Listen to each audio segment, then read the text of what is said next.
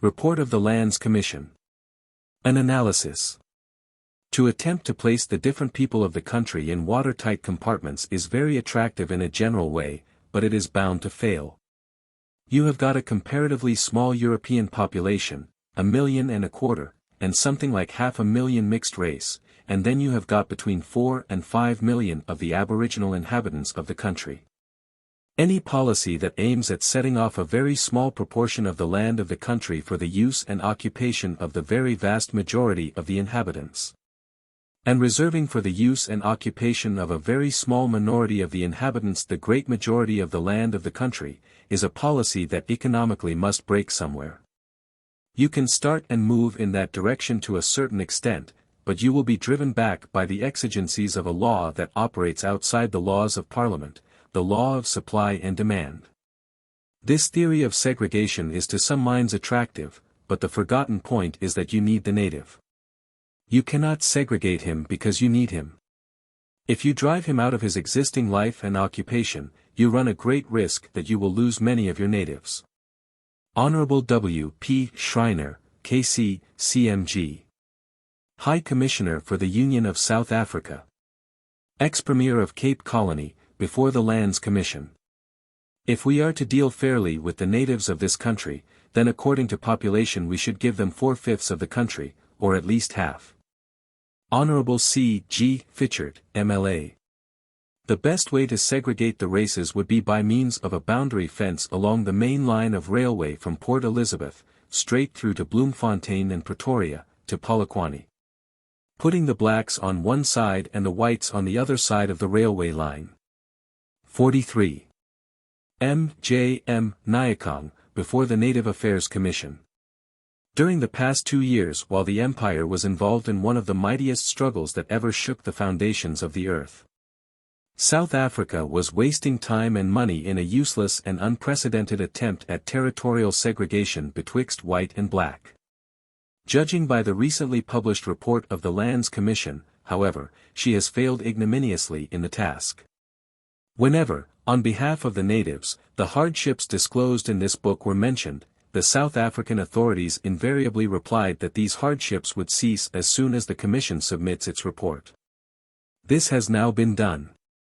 General Botha laid the report on the table of the House on May 3, 1916, and intimated as he did so that the government proposed to take no immediate action upon the recommendations, but will give the country 12 months to consider the report and the evidence.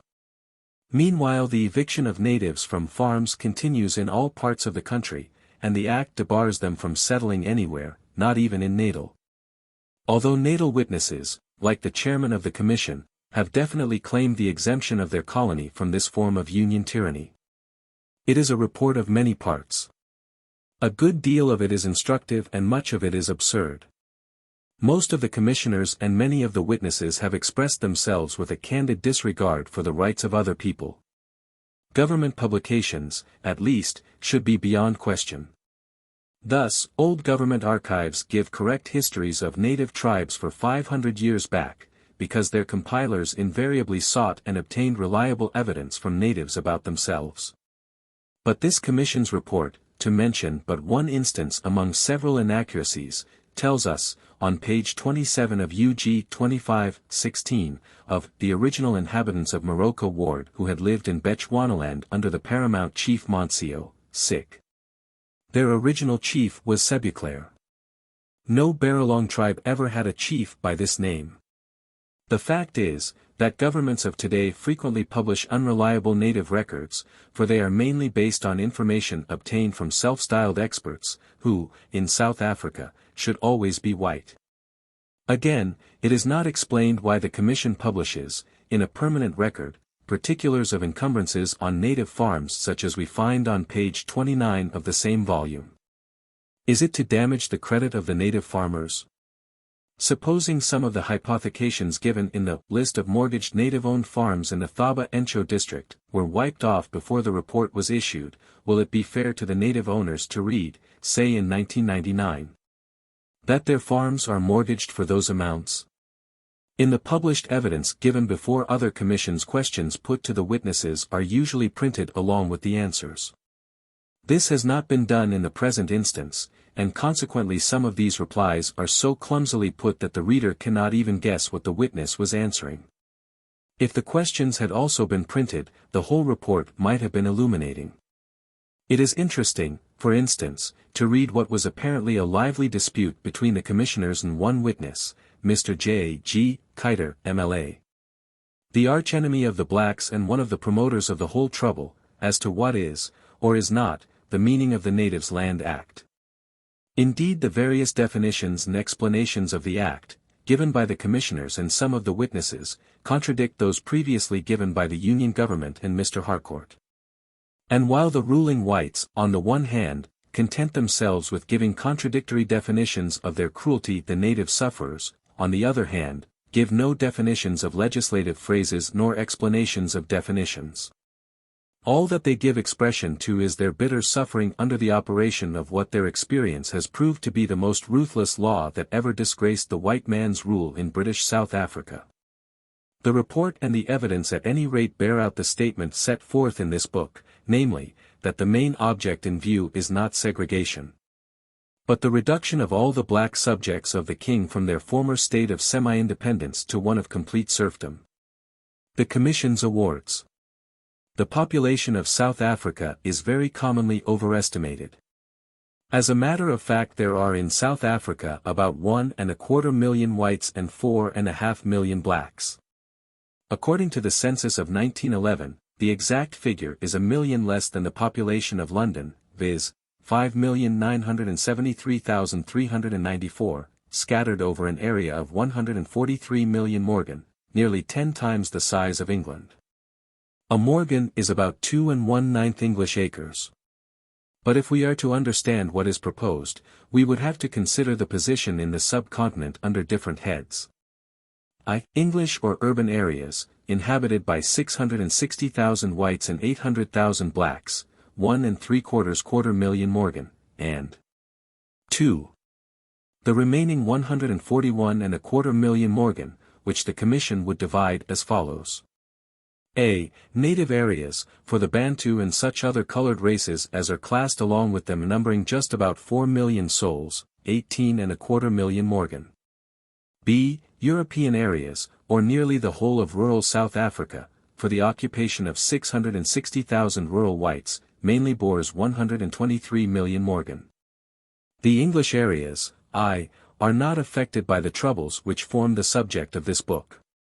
None but the 4 million blacks will be allowed to buy land in the native area, 2a, while all the blacks who hitherto lived on the Boer areas, 2b, must clear out.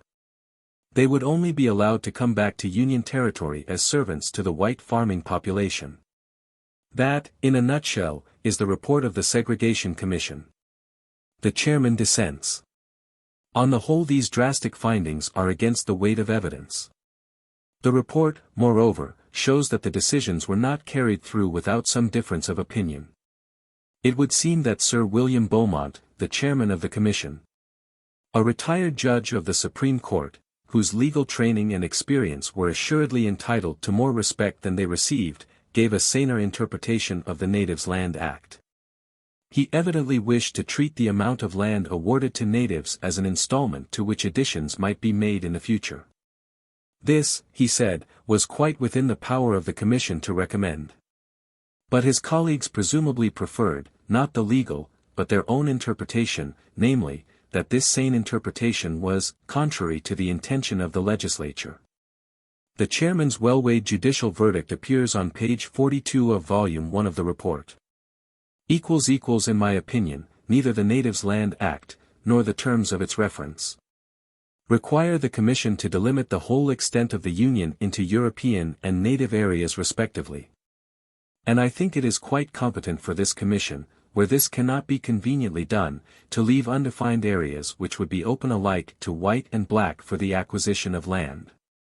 But this opinion is not shared by my fellow Commissioners, who regard it as contrary to the intentions of the legislature and the terms of the Act. Sir William Beaumont's rejected opinion is supported by the evidence of Senator T.L. Schreiner, who said, when the bill was before the House, I brought to its notice the fact that there were areas in the country which it was impossible to declare native areas or non-native areas. The late minister said it was not the intention to divide the whole country of the Union, therefore I thought that the difficulty was covered, page 224 volume 2. But as in Parliament so also in the Commission it would appear that the steamroller was set in motion, and it operated in each instance in favor of repressing the black races. These 4 commissioners presumably thinking that imperial attention would be too much engrossed with the war to notice such insignificant affairs as the throttling of the South African blacks, seem to have decided that now or never was the opportune moment for degrading the aborigines into helots. Therefore, the chairman, finding that he could not persuade his colleagues to adopt his view of things, indited the following minority report respecting his own province of Natal and Zululand, Volume 1, p. 41. The conditions in Natal are, and have been, totally different to those in the other provinces. There has been no demand in Natal for the enforcement of a Squatters' Act or for any further segregation of the natives.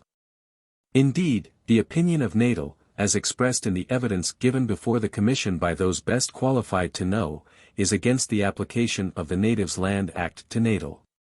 In Natal, since it became a British possession, the natives have always had, and largely exercised, the right to purchase land outside their defined locations. And they regard any infringement of this right as a breach of the terms of the proclamation issued by Her late Majesty Queen Victoria at the time the country was annexed by Great Britain. See the petitions presented to the Commission. The natives in Natal now privately own about 359,000 acres, on which are residing some 37,000 natives. These lands are, in certain areas, so intermixed with lands owned by Europeans that any line of demarcation can only be arbitrarily made, and may result in serious hardship or injustice to both European and native owners. The area set aside for native occupation, including mission reserves, and preserved for their use by Royal Letters Patent and by the South Africa Act, amount to nearly 2.5 million acres, or about 15%, of the whole of Natal. These areas are, according to the native mode of occupation, almost all fully occupied, and do not afford more than a very limited opportunity for the introduction of natives from outside. A further point which has to be considered, and it is one on which the natives lay great stress, is that it seems unjust to debar the native from purchasing land in areas where the Indian, who is alien to the country, is free to do so. Zululand. As regards Zululand, it is sufficient here to point out that Zululand was delimited into native reserves and crown lands by the Zululand Delimitation Commission of 1902 to 1904. The crown lands being made available for disposal by the Natal government, to which the country was annexed. It was not, however, intended, nor did the Zulus understand, that they were to be deprived of their right to acquire any portion of the reserved crown lands by purchase. The delimitation was made after a very thorough inquiry by persons well acquainted with the Zulus and their country. But, even so, we find that whole tribes or large portions of tribes who had long been in occupation of their lands, some of which were not acquired by conquest but by voluntary surrender, were not provided for, and were left on the reserved crown lands. There are today some 24,328 Zulus and Amatana occupying these lands, and they are asking today for their lands to be restored to them. The delimitation was acquiesced in by the Zulus only because they had no alternative, and the inevitable had to be accepted. Since the delimitation they have remained loyal and peaceful, and the bitterness of the losses suffered is past. The Delimitation Commission in its report expressed the hope that the delimitation would be, as final a settlement as it is possible to effect, and that no further changes will be initiated in the near future. But if the question is now reopened and European and native areas are defined anew, I think endless trouble is likely to ensue. If any alterations may be found necessary in the future, either in the interests of black or white, the machinery exists whereby such alteration can be effected with little or no disturbance of the natives. Colonel Stanford reverses his views. One redeeming feature in a report which otherwise is melancholy reading is to be found in the consistency of the statesmen of Natal. which is admirable in comparison with the fast degenerating land policy of Cape statesmen. 10 years ago the Native Affairs Commission reported on the question of land tenure in South Africa. Messrs. Marshall Campbell and S.O. Samuelson, natal representatives on that commission, ably supported by Colonel Stanford, the Cape representative, expressed themselves unambiguously against this limitation of native progress. History was about to repeat itself in favor of justice in the latest commission but for the manner in which Colonel Stanford completely reversed his former attitude. He is the only member of this commission who had a seat on the first commission, and in 1905 he was reported thus. Colonel Stanford dissented from the view of the majority on the question of restricting to certain areas only the right of the individual native to purchase land. He holds that the acquisition by the more advanced natives of vested individual interests in the land is a powerful incentive to loyalty. In his opinion sufficient cause has not been shown for the curtailment of privileges enjoyed for many years in the British colonies. The contention that the safety of European races must be guarded by such restrictions as have been under discussion he does not hold to be sound. The church, professions, commerce, trade and labor are open to the ambition and energy of the natives, and with so many avenues open to their advance the danger of their swamping Europeans, if a real one, is not avoided by denying them the right individually to buy land. He can see no decadence of the vigor, the enterprise and the courage which, since the occupation of the Cape Peninsula by the early Dutch settlers, have resulted in the extension of European control and occupation to the limits now reached. Moreover, artificial restrictions of the occupation of land in the late Dutch republics resulted in the evasion of the law by various forms of contract whereby native occupation of farms was effected, while at the same time advantage was taken of the opportunities thus afforded of fraudulent practices on the part of Europeans employed as agents or so-called trustees. If the design be to allow purchase by natives in localities regarded as unsuitable for Europeans, sight is lost of the fact that usually the native who desires to become a landed proprietor belongs to the civilized class, and such localities offer to him no attraction. Europeans are more and more entering into occupation of land regarded as set aside for natives. Missionaries, traders and others are permitted to establish themselves and carry on the duties of their respective callings. Townships spring up at the various seats of magistracy and census returns clearly show that such influx is steadily increasing in volume. It is thus demonstrated that the idea of separate occupation of land by natives, even in their own reserves, is not maintained at the present time, nor can it be in the future. 44. But now we must conclude that the gallant colonel has fallen a victim to the new reactionary spirit, for he has deserted Sir W. Beaumont, the natal commissioner, and taken up with the Northerners, a position diametrically opposed to the noble sentiments he then laid down. The Cape Land Policy. The pronounced inconsistency of the Cape representative on these commissions is in harmony with the reaction which has set in as regards the land policy of the Cape. It is true that the Cape, so far, has been more liberal in the matter of the franchise. And the very fact that some of the Cape voters' lists included some native names has had a restraining influence on the utterances of certain Cape members of Parliament who would otherwise have given expression to reactionary sentiments. But it is no less true that in later years the same native franchise has been hypocritically used as a cloak to cover a multitude of political sins, such, for instance, as free trade in liquor among the natives and the systematic robbery of native lands. To my own personal knowledge, the Cape government have on several occasions, arbitrarily, on the slightest pretext, or none whatever, confiscated lands that were awarded to native tribes by imperial representatives, in the name of Queen Victoria, and parceled them out to Europeans. A striking instance of such rapacity on the part of successive Cape administrations appears on page 30 of the Minute by Sir William Beaumont, chairman of the Lands Commission. Sir William shows how loyal black taxpayers in Griqualand West had been systematically robbed of Queen Victoria's gifts and driven from pillar to post. Commission after commission had been sent out to them at intervals of 10 years, systematic spoliation and pillage following the visit of each commission.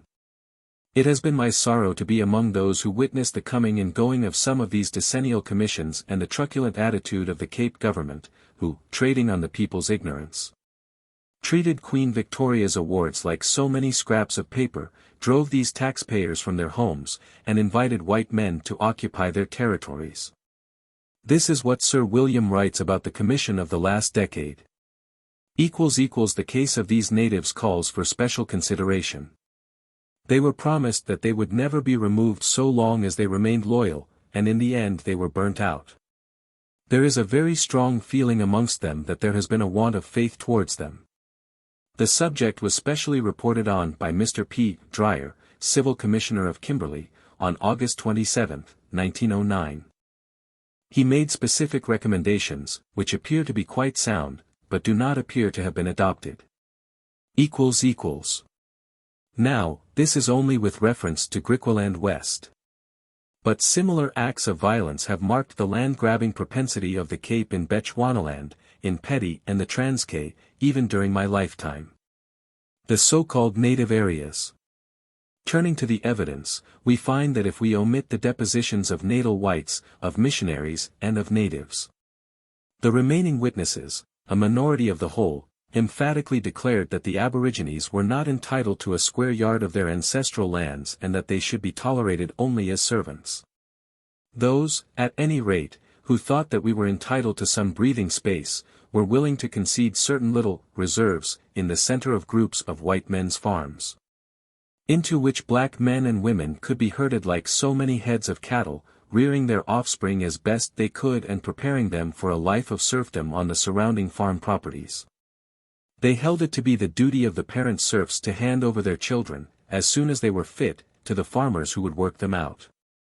And when age and infirmity had rendered them unfit for further service, they could be hustled back to the reserved pens, there to spend the evening of their lives in raising more young serfs for the rising white generation. The Commission's findings seem to have been influenced largely by the latter type of white witness, for all that they award us, in our ancestral South Africa, might be called human incubators considering the amount of space. A contemplation of the circumstances attending these selfish recommendations leads one to wonder whether the commissioners suffered from the lack of a sense of humor or an undue excess of it. In North and South America, for instance, we read that the slave pens were erected and maintained by the farmers at their own cost. That, the interest of the master demanded that he should direct the general social and moral life of the slave, and should provide especially for his physical well-being. But the pens proposed by the South African Land Commission, on the other hand, are to be maintained entirely by the slaves, at their own cost, the farmers' only trouble being to come to the gate and whistle for laborers. It is lawful in certain parts of South Africa for natives to dispose of or sell their daughters to men, the purchase price being sometimes fixed by the government. It is thus that white magistrates have at times condemned unfortunate black girls to cohabit with men they hated, provided the latter have paid the price. And having regard to the object for which the proposed native pens are to be set aside, the reader can picture to himself the coming commercial traffic in black girls within the enclosures of the said native areas. Several of the witnesses have made the statement that natives are not making economic use of the land. As far as we have read, not one of such witnesses supported his point with figures. But most of those who expressed the contrary view, that native lands are shockingly overcrowded, have backed their statements with figures. Prominent among them, there was Mr. Adamson, the natal magistrate. In answer to further questions by Commissioner Wessels, questions which this report does not disclose, the same witness also said, "I say the location is crowded because there are too many natives for the ground, which is very poor and precipitous. It is only down towards the valley where they can do a little cultivation. The population is 12,368. Other magistrates and farmers gave similar evidence regarding their districts. They included Mr. J. S. Smith, the Klerksdorp magistrate, who incidentally exploded the stale old falsehood about natives living on the labor of their wives. The Reverend J. L. Dubé said inter alia, "It is a fact that none can deny that the white man has got the best land. In the Free State you can go for miles without seeing anything, but if it had been native land there would have been an outcry, look at this beautiful land, and the Kaffirs not cultivating it. Going to Johannesburg by the mail from here any day one can see wasteland belonging to white people. Mr. E. T. Stubbs, Commissioner of Lewis Trichardt, said, the density of the native population on reserves is 106 to 177 per square mile. On white farms only 28, and on crown land 3 to the square mile. Yet in the face of these and similar official figures, the Commission reiterates the unsupported allegation of prejudiced witnesses that natives are not making economic use of their land. But on turning to the census figures one sees at once how unfounded is the repeated charge. Take only one of the provinces, Cape Colony, in which it is said the natives hold, and therefore, waste, the most land. Province of the Cape of Good Hope. Cape Colony is about 83.75 million morgen in extent. It is usually referred to as A. The colony proper, 78,800,000 morgen, feeding 560,000 whites and 1,090,000 blacks, with their 1,603,625 cattle, 240,000 horses and 20 million sheep and goats. And B. The Transkeian Native Territories, 5 million morgen, feeding 20,000 whites and 900,000 blacks, with their 1,111,700 cattle, 90,000 horses, 3.5 million sheep and goats, and more poultry and pigs than in the colony proper. Surely, no further mathematical demonstration is needed to show on which side of the K there is a waste of land, if any. But it is a maxim in South Africa that, except as mechanical contrivances, natives do not count, and cattle in their possession are not livestock, thus the districts in which they eke out an existence are so much derelict land. The Commission, therefore, proposed the following alterations. The 20,000 whites in the Transkei must not be disturbed. 1 million morgen in the Transkei is set aside for them, and it shall be unlawful for the blacks to live there except as servants. On the other hand, the million-odd natives in the colony proper must betake themselves to the remainder of the Transkei, with their cattle and other belongings. 1 million morgen of Kalahari sand dunes, worthless for farming purposes, and the small tribal communes near Queenstown and King Williamstown, are also set aside as native areas. And then the whole of Cape Colony, supposing the Commission's extraordinary recommendations be enforced, will balance itself as follows. A. European areas, 76,392,503 morgen, feeding 560,000 whites, their 1,030,000 cattle, 180. 300 horses and 15 million sheep and goats. B. Native areas, 7,356,590 morgen, feeding 1,500,000 blacks, with their 1,580,000 head of cattle, 154,630 horses and 8 million sheep and goats. At first sight it would appear that these awards allotted say 288 acres per white and 7 acres per black person. But, as the bulk of the English, 250,000, live in towns and are not affected by this trouble, we may deduct the urban districts and their white and black populations. Then the Commission's allotments really work out at about 589.31 acres per Boer, man, woman or child, and only 10.3 acres per native. And even then, this would be by no means the limit of the disproportion. Appendix 8, Annexure I, of the same report recommends future inroads by whites upon these attenuated native reservations, but, to the blacks, there is to be no territorial compensation from the colony. Which an adoption of all these recommendations would practically depopulate. As things are at present, the black population of these areas is as much as 70 to 90 persons to the square mile. In density of population, some of these rural, native districts are second only to Cape Town, Durban, and Johannesburg, South Africa's most populous centers. Not one of the other South African cities can show a population of more than 20 to 30 persons to the square mile. So that every individual inhabitant of a city occupies a larger space than some of these native farmers can have for themselves, their livestock and agricultural pursuits. So says the census report, UG 32-12, which is fully borne out by the writer's own observations in a traveling experience of more than 10 years. The average density of the rural population in white areas is about 5 to 8 persons per square mile. In native areas the average is 10 times that number, while the Black Belt along the Indian Ocean contains from 100 to 140 natives per square mile, see Schedule F and Tables 13 to 16 of the census report. Yet the Commission would saddle these congested native areas with additional populations from the colony proper and raise the density to something over 200 souls per square mile. The density of cattle to the square mile in Cape Colony is 6.39 in white areas, and 61.15 in native areas, CUG 32H. 1912, pages 1227 to 1228. Adopt the Commission's report and you will have in white areas 0.24 and in native areas 163.26 cattle per square mile. Is it fair or reasonable that the indigenes of an open country who pay taxation for the benefit of their rulers and not of themselves, should be forced to live the overcrowded lives of the Belgians without Belgium's sanitary arrangements? Or the precautionary hygienic measures necessary in other thickly populated areas? Is it natural that their cattle should be subjected to this starvation process, while the grassy tracts of their God-given territories are mainly untenanted and preserved as breeding grounds for venomous snakes and scorpions? Has it come to this that the standard of our unfortunate country has sunk so low that dog-in-the-manger stories are now read in parliamentary publications? It is clear that under the proposed arrangement native cattle must starve and their owners with them.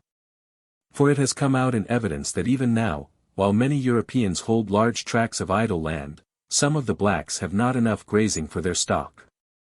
But that little difficulty the Commission solves by proposing that natives should be taught to give up cattle breeding, which alone stands between them and the required serfdom. An African home without its flock and herd is like an English home without its breadwinner.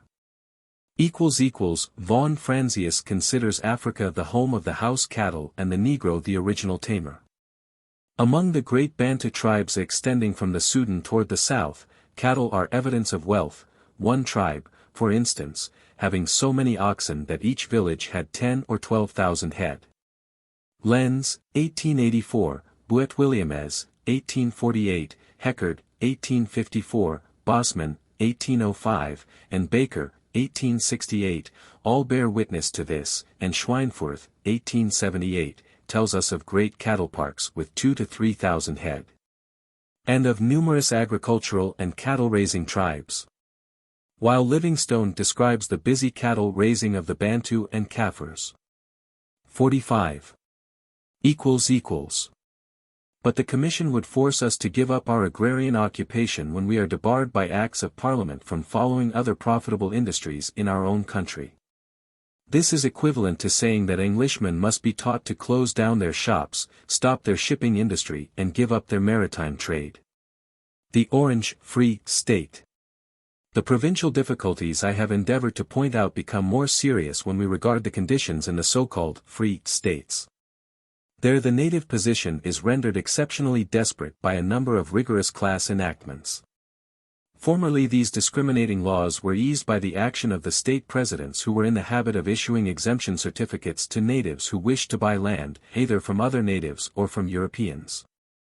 But now, these harsh laws, besides being rigidly enforced against all natives, were made more acute in 1913, while there is no one in the position once occupied by the president, who might be able or inclined to grant any relief.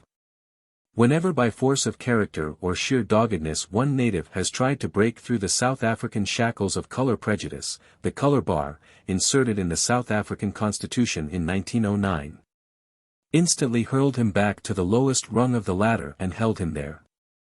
Let me mention only one such case. About 10 years ago Mr. J. M. Nyakong, of the farm Maseru, in the Thabanchu district, invested about £1,000 in agricultural machinery and got a white man to instruct his nephews in its use. I have seen his nephews go forth with a steam sheller, after garnering his crops every year, to reap and thresh the grain of the native peasants on the farms in his district. But giving evidence before the Lands Commission 2 years ago, This industrious black landowner stated that he had received orders from the government not to use his machinery except under the supervision of a white engineer. This order, he says, completely stopped his work. The machinery is used only at harvesting time. No white man would come and work for him for 2 months only in the year, and as he cannot afford to pay one for doing nothing in the remaining 10 months, his costly machinery is reduced to so much scrap iron. This is the kind of discouragement and attrition to which natives who seek to better their position are subjected in their own country. The Native Affairs Department.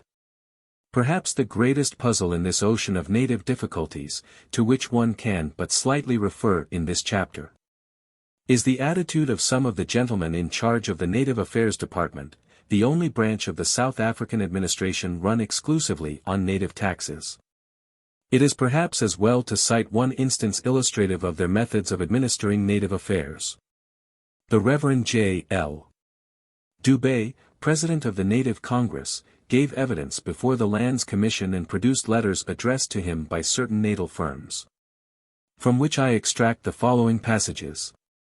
If you are prepared to purchase this land, my company would be prepared to do business with you. In view of the fact that you and Seal have already purchased portion of the company's property adjoining the land now offered for sale, we think there would be no objection on the part of the Governor-General in giving his consent to the transfer. Another extract runs.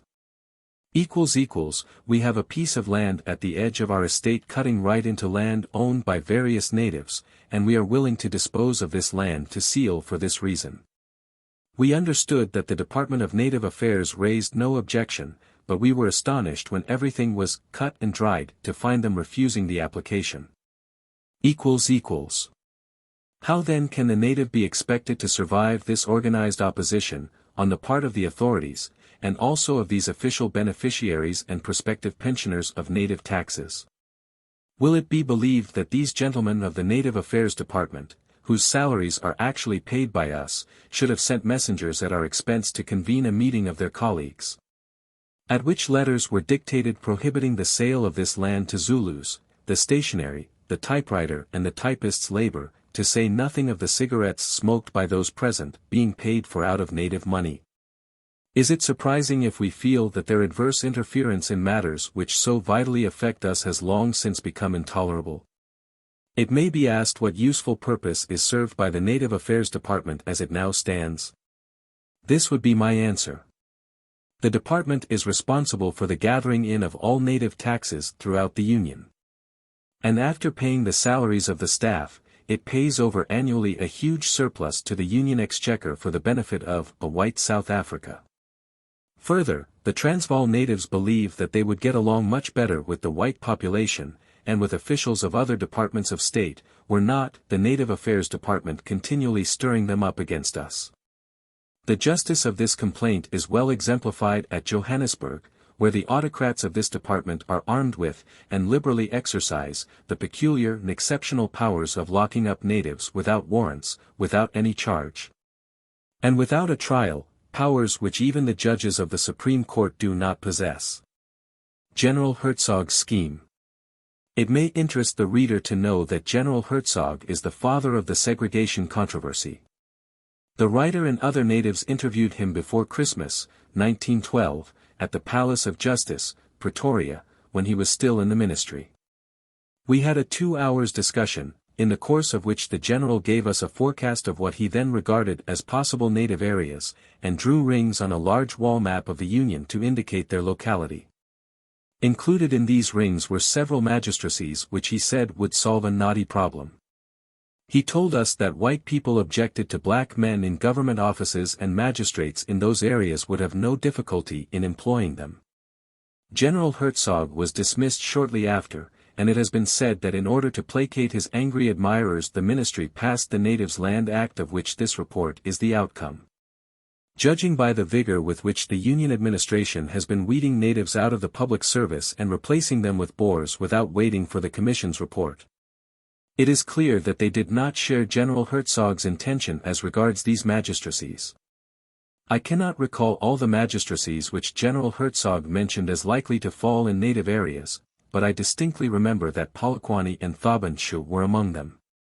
While Alice and Petty, and possibly a neighbouring district, were to be included in a southern reserve into which the natives round East London and Grahamstown would have to move. The land vacated by them to be gradually occupied by the white settlers now scattered over the would-be native bloc. He went on to forecast a vast dependency of the Union in which the energies and aspirations of black professional men would find their outlet with no danger of competition with Europeans. Where a new educational and representative system could be evolved for natives to live their own lives, and work out their salvation in a separate sphere. But the Lands Commission's report places this plausible scheme beyond the region of possibility, for no native area, recommended by this commission, includes any of the magistracies mentioned. General Herzog's plan at least offered a fair ground for discussion, but the commission's report is a travesty of his scheme. It intensifies every native difficulty and goes much further than the wild demands of the free state extremists. Thus, even if it be thrown out, as it deserves to be, future exploiters will always cite it as an excuse for measures subversive of native well-being. In fact, that such legislation should be mooted is nothing short of a national calamity. How they doubled a native area. Near the northern boundaries of Transvaal there lies a stretch of malarial country in which nothing can live unless born there.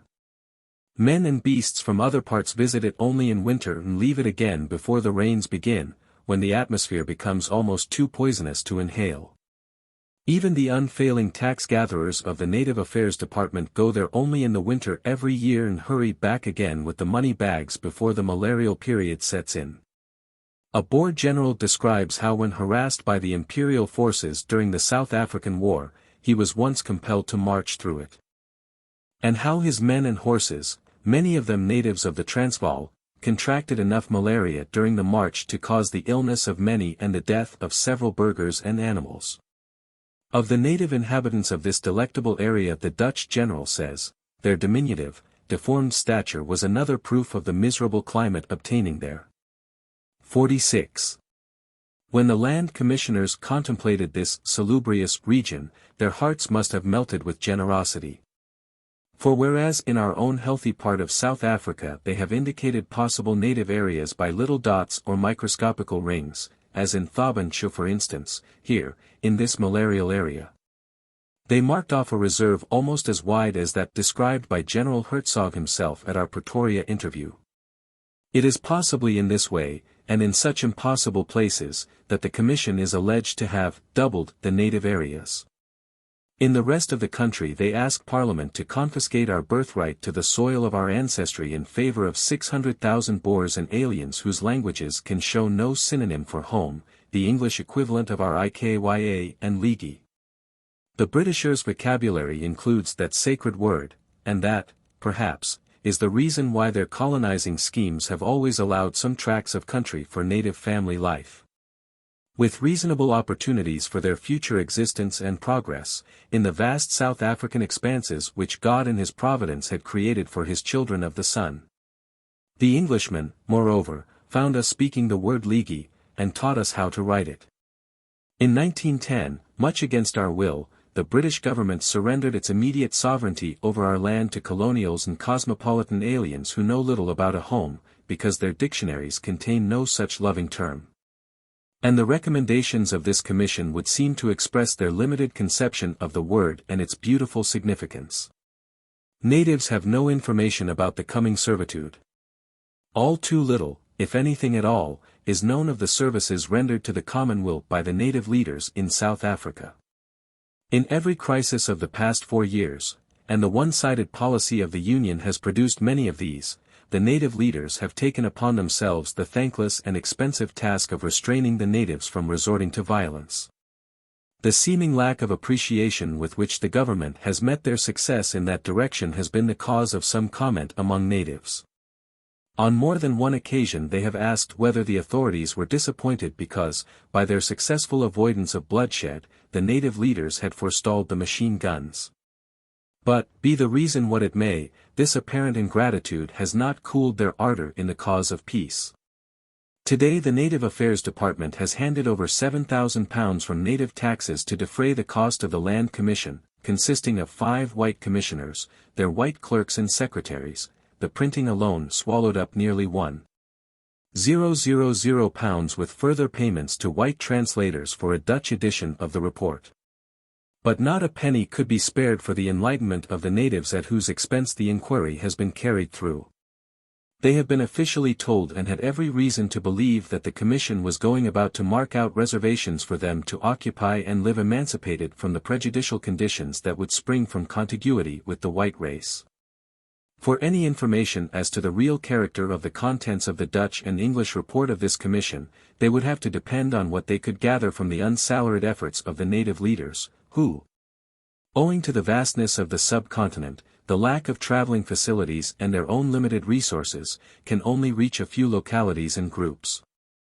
It may be said with some reason that English leaders of thought in South Africa have had a task of like difficulty, that they worked just as hard to get the English colonists to cooperate loyally with a vanquished foe in whose hands the Union Constitution has placed the destiny of South Africa. It could also be said with equal justice that the Boer leaders' task has been not less difficult. That it required their greatest tact to get the Boer majority, now in power, to deal justly with the English who have been responsible for the elimination of the 2 Boer flags from among the emblems of the family of nations. But the difficulties of their task is not comparable to that of the native leaders. English and Dutch colonial leaders are members of Parliament, each in receipt of £400 a year, with a free first-class ticket over all systems of the South African railways. They enjoy, besides, the cooperation of an army of well-paid white civil servants, without whom they could scarcely have managed their own people.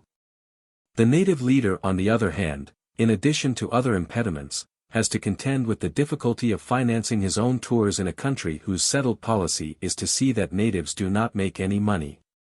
His position in his own country approximates to that of an Englishman, grappling single-handed with complicated problems, on foreign soil, without the aid of a British consul. Bullyragging the natives.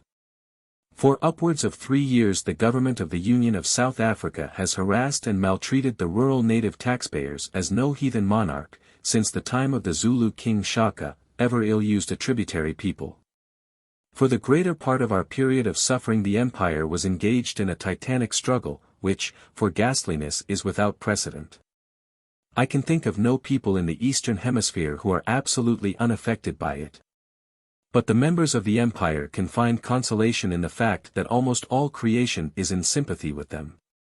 Constant disturbance has brought a realization to the entire universe that nature, like the times, is out of joint. The birds of the air and the fishes, like other denizens of the deep, are frequently drawn into the whirlpool of misery, and a mutual suffering has identified them as it were with some of the vicissitudes of an empire at war. And they too have in their peculiar way felt impelled to offer their condolence to the dependents of those who have fallen in the combat on land, in the air, on sea, and under the sea. And while all creation stands aghast beside the gaping graves, by rivers of blood, mourning with us the loss of some of the greatest Englishmen that ever lived, South Africa, having constituted herself the only Vandal state, possesses sufficient incompassion to celebrate the protection conferred on her by the British fleet and devote her God-given security to an orgy of tyranny over those hapless colored subjects of the King, whom the Union Constitution has placed in the hollow of her hands. Is there nobody left on earth who is just enough to call on South Africa to put an end to this cowardly abuse of power?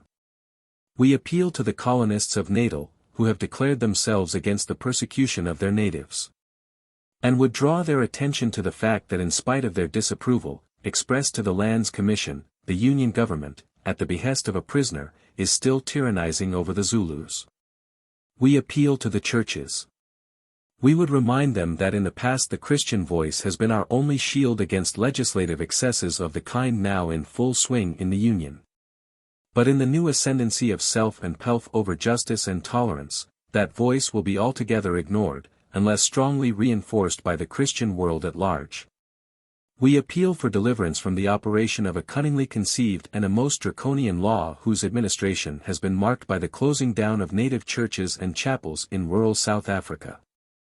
We appeal to the Jews, God's chosen people, who know what suffering means. We would remind them that if after 1913 there was no repetition of a Russian pogrom, it was largely because the native leaders, including the author, have spared neither pains nor pence in visiting the scattered tribes and exhorting them to obey all the demands of the South African government under the Grobler Law, pending a peaceful intercession from the outside world. But for this self-imposed duty on the part of the native leaders, I am satisfied that numbers of the native peasantry would have been mown down early in 1914. And humanity would have been told that they were justly punished for disobedience to constituted authority. We appeal to the leaders of the empire, that empire for which my own relatives have sacrificed life and property in order to aid its extension along the Cape to Cairo route. Entirely out of love for Her late Majesty Queen Victoria and with no expectation of material reward. We ask these leaders to honor the plighted word of their noble predecessors who collectively and severally assured us a future of peace and happiness as our membership privilege in the empire for which we bled. They were among the noblest Englishmen that ever left their native shores to create a prestige for their nation abroad. They included heroes and empire builders too many to mention, who all told us that they spoke in the name of Queen Victoria and on behalf of her heirs and successors. What has suddenly become of the Briton's word, his bond, that solemn obligations of such imperialists should cease to count? And if it is decided that the Victorian Englishman and the 20th century Englishman are creatures of different clay, and that with the latter honor is binding only when both parties to the undertaking are white, surely this could hardly be the moment to inaugurate a change the reaction of which cannot fail to desecrate the memories of your just and upright forebears. We would draw the attention of the British people to the fact that the most painful part of the present ordeal to the loyal black millions, who are now doing all they can, or are allowed to do, to help the empire to win the war, is that they suffer this consummate oppression at the bidding of a gentleman now serving his term for participating in a rebellion during this war. We feel that it must be a source of intense satisfaction to Mr. Pete Grobler in his cell, that the most loyal section of the King's South African subjects are suffering persecution under his law, a fact which, looked at from whatever standpoint, is equal to an official justification of the ideals for which he rose in rebellion. And if there is to be a return to the contented South Africa of other days, both the Natives' Land Act, his law, and the report of the Lands Commission, its climax, should be torn up, courting retribution. For 3 years and more the South African government have persecuted my kinsmen and kinswomen for no other crime than that they have meekly paid their taxes.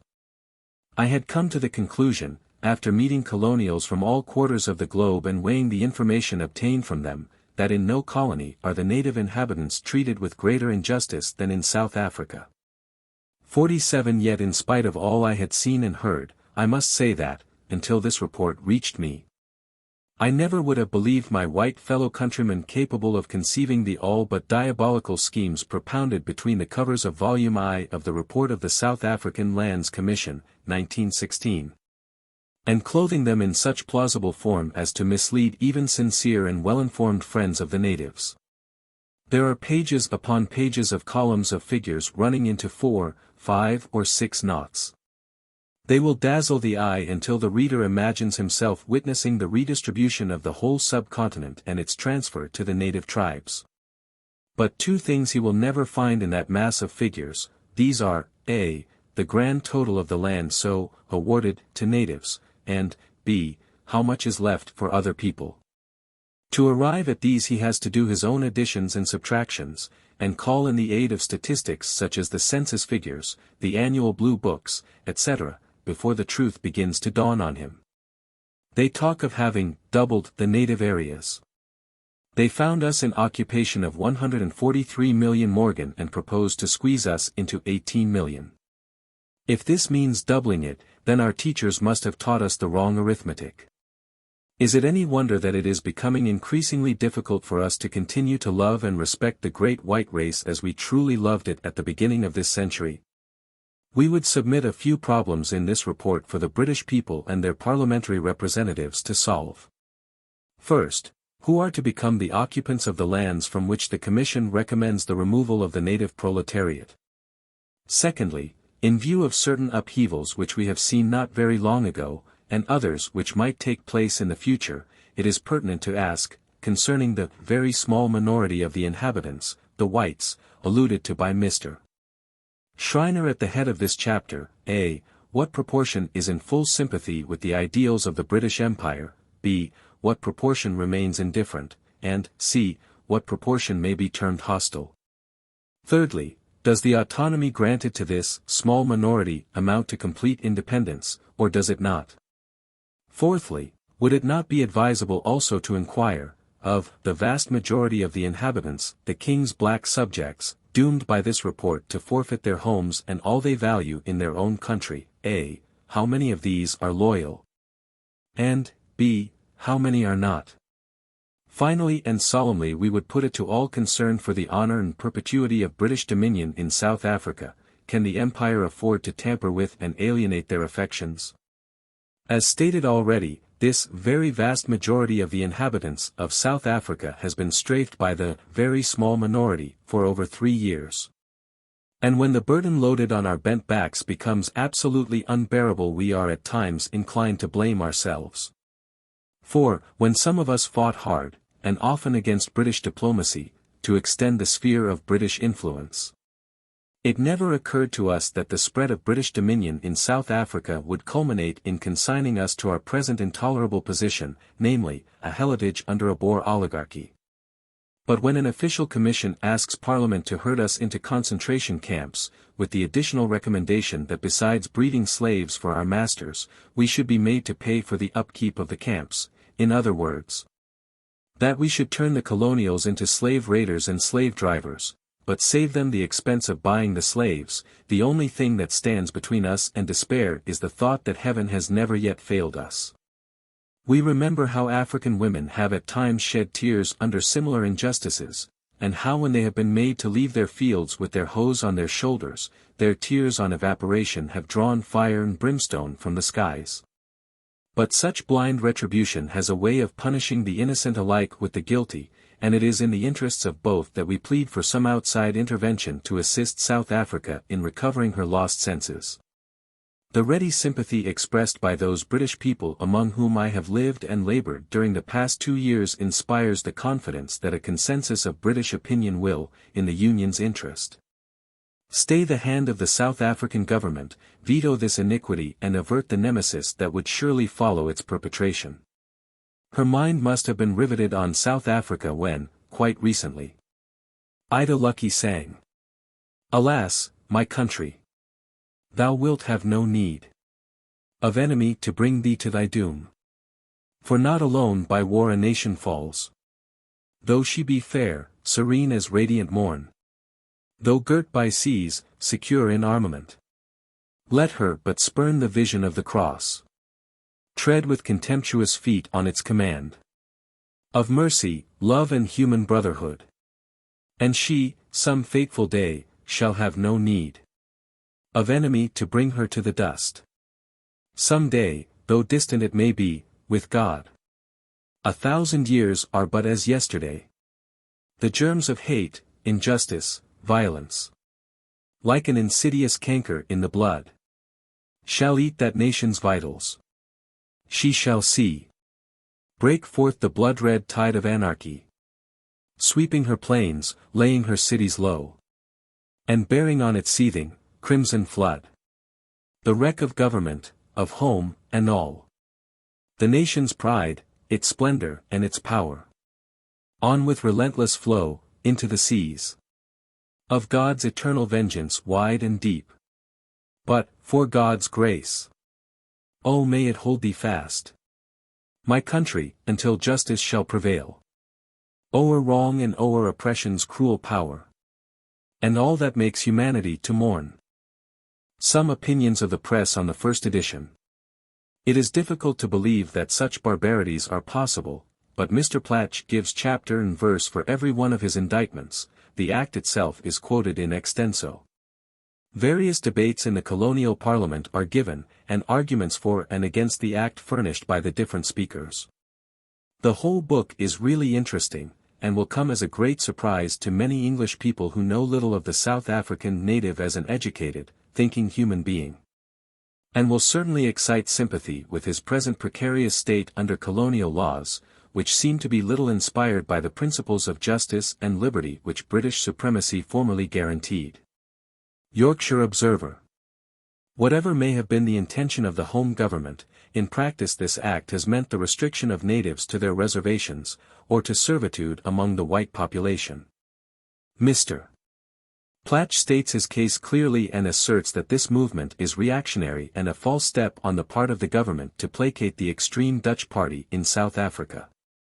Glasgow Herald. The author makes an excellent case for the consideration of the Imperial Government. He convincingly proves that the fortunes of the native races should not have been handed over to the Dutch Republicans without adequate safeguards. He gratefully acknowledges the enthusiastic support given to the natives by the British settlers and appeals for an inquiry. The interest of the book for the Punjabis consists, not in the similarity of the grievances, for we here have no such grievance against the government, but in showing the way for inviting attention to the injustice involved in excluding a large class of Hindus from agriculture. The Tribune, Lahore. It is a serious case, well and ably put, and the evidence embodied in it is very disquieting. Here at any rate is a book which makes the native agitation intelligible and may conceivably have an influence on future events in South Africa, and at home. For by no legal fiction can the imperial power dissociate itself from responsibility for native affairs. Birmingham Post. The supporters of the act do not make the principles attractive in explaining them. Mr. J. G. Kiter, member for Vicksburg, said, they should tell the native as the Free State told him, that it was white man's country, that he was not going to be allowed to buy land there or hire land there, and that if he wanted to be there he must be in service. New Statesman. There is the spice if not the charm of novelty about this book. It is written by a South African native and he holds strong views on some recent public questions. He occasionally expresses himself well and forcibly, and it is all to the good that South African publicists should have the advantage of reading the opinions of a native observer when dealing with legislation affecting his race. South Africa. In this well-arranged and lucidly written book the author shows from authentic sources how changeable and often unreasonable has been the treatment of the loyal natives under the South African flag. Mr. Plaatje is no firebrand. He writes with moderation, and his book should attract sympathetic attention. Bookseller's Record. Mr. Plaatje has marshaled his facts with considerable skill. He sets forth the case of his countrymen with energy and moderation. His conclusions seem to be warranted by the information at his disposal, and the facts he adduces seem to bear but one interpretation. And lastly, in the existing circumstances, he is fully justified in appealing to the court of public opinion. United Empire. The End.